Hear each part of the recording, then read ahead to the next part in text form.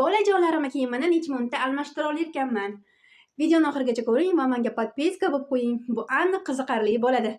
Qani ketdik. Taymerga qo'yib oldim. Sizlarga chestni bo'lsin deb birinchi navbatda pamperslarni almashtirishdan boshladim. Men aprel pamperslarga o'tganman. Narxi ham, sifati ham a'lo darajada bo'lganligi uchun magazinlarda topa olmasangiz, Uzum marketdan zakaz qilsangiz bo'ladi. Shunaqa qilib, keyingi navbatda shunaqa bodicha kiygizaman. Bellari ochilib qolmasin deb. Bolajonlarim shunaqa ikkinchisi sal sho'xroq kiyintirishga qo'ymaydi. Paketlarni juda ham yaxshi ko'radi. Hamma joyga osilib ketaveradi. Birinchisini kiyimini kiygizganimcha, ikkinchisi shunaqa to'polonchilik qilib turadi.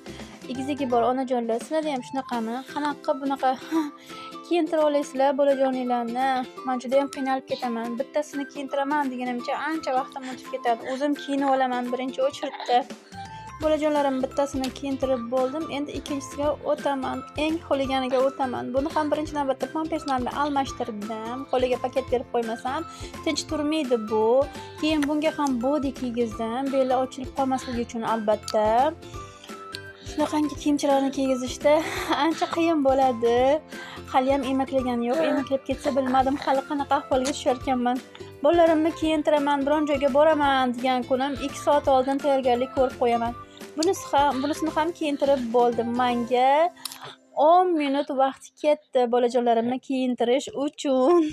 Sizlar necha minutda kiyintirasizlar bolajonlarni? Kommentariyada izohinglarni qoldiringlar.